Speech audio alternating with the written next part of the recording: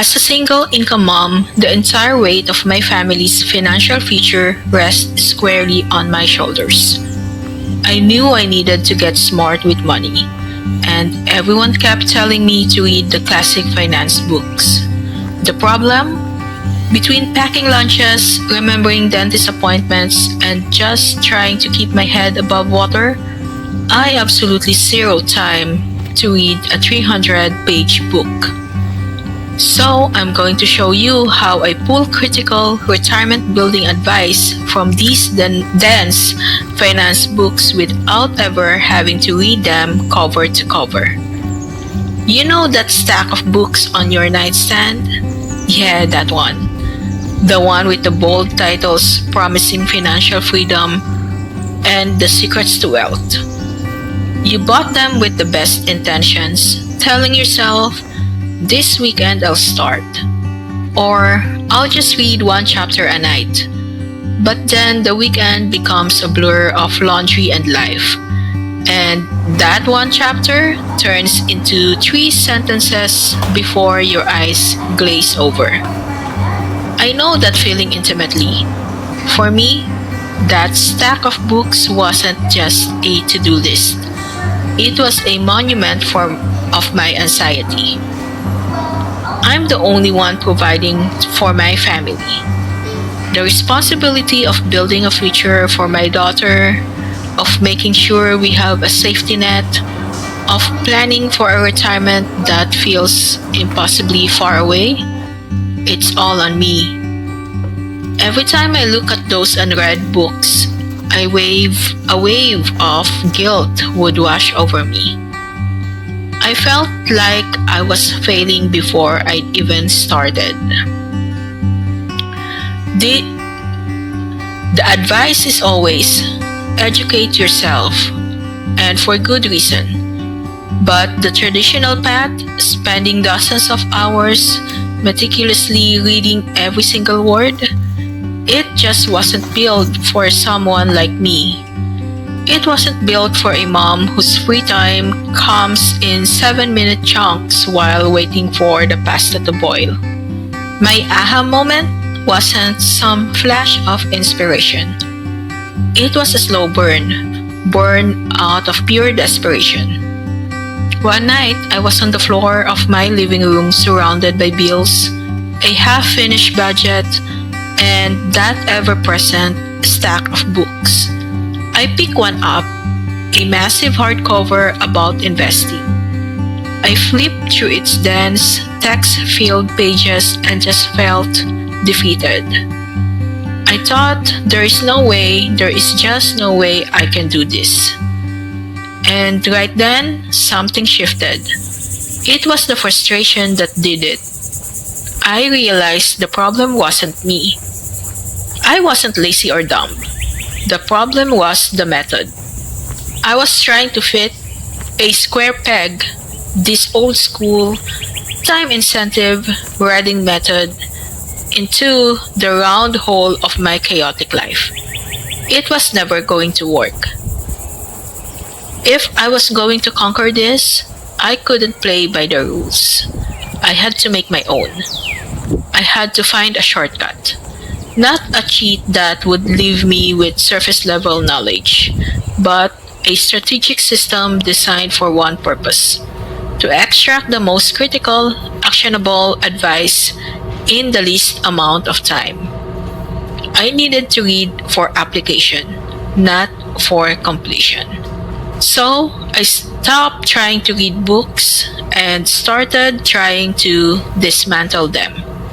I developed a 3-step process that lets me get the core wisdom of dense finance book in about an hour, not the 10 or 15 it would normally take.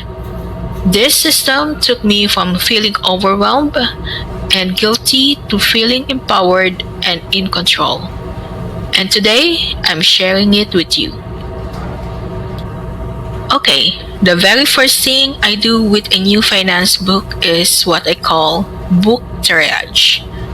Just like an ER doc assesses a patient to see who needs help first, I assess the book to prioritize my attention. And here's rule number one. I never ever start on page 1 and read straight through. That is the single biggest time waster. Instead, I spend the first 10 to 15 minutes doing a strategic preview. First, I read the entire table of contents. And I mean, I really read it. This is the book's roadmap. I'm looking for chapters that scream, "This is for me," as a single income mom focused on the long term game. My eyes immediately jump to chapters like long term investing strategies or building a nest egg on a budget. I just as quickly spot the chapters that I can probably skip. Flipping real estate with no money down? Not my reality right now. Advanced options trading? That's a hard pass. This step alone can cut the book I need to read in half. Next, I read the introduction. The intro is where the author lays out their entire argument. Understanding their core message gives you a filter to see the rest of the book through. And then, this is the most important part of the triage.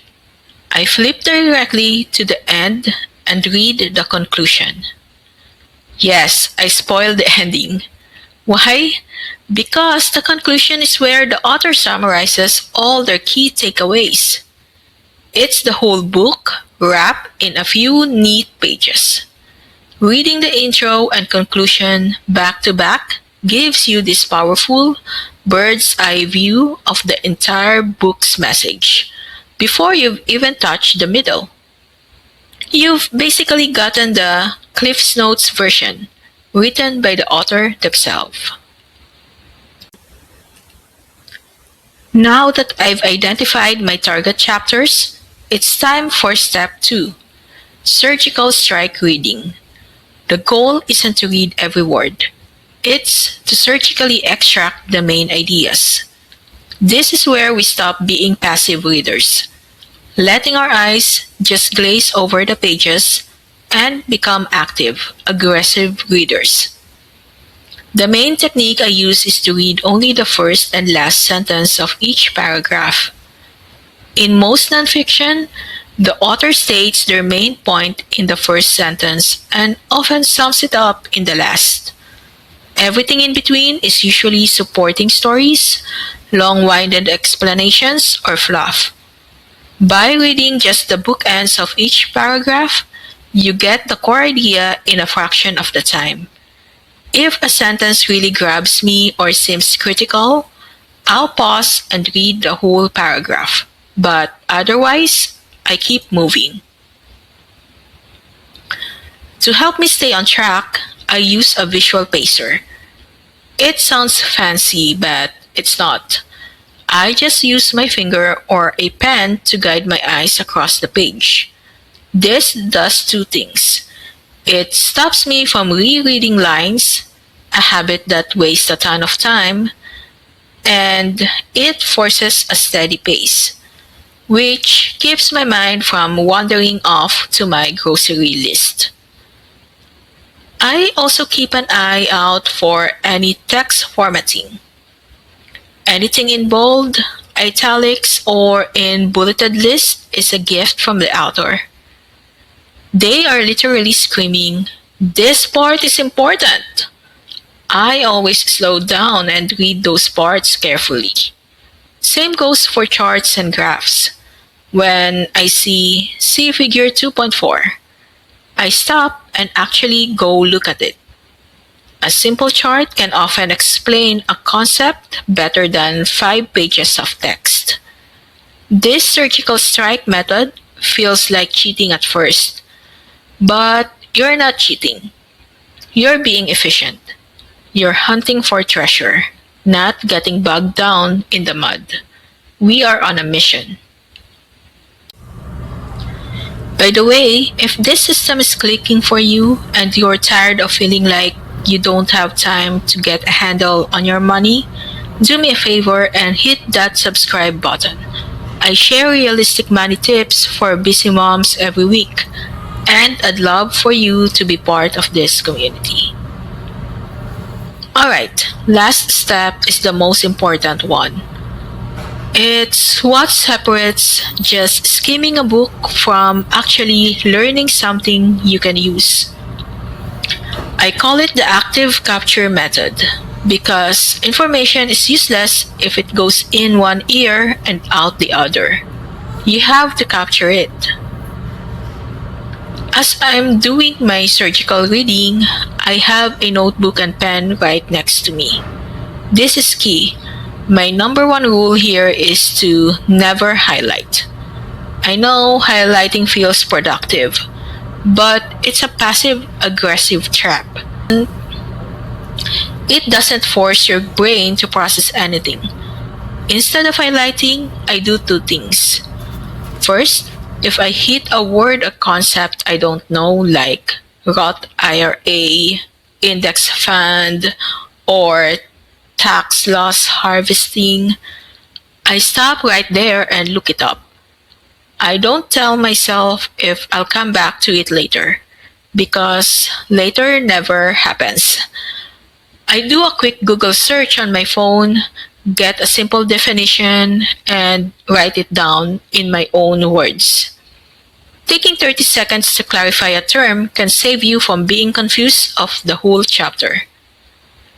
Second, and this is the big one, when I finish a key section, I put the book down and write a one-sentence summary of what I just learned, in my own words.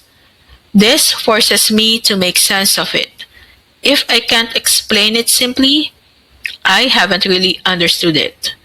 And I know I need to quickly reread a paragraph or two. Finally, the most powerful part, I create an actionable to-do list. I'm constantly asking, how can I use this in my life right now? When a book talks about high-yield savings accounts for an emergency fund, I don't just nod along. I literally write down a checkbox item in my notebook.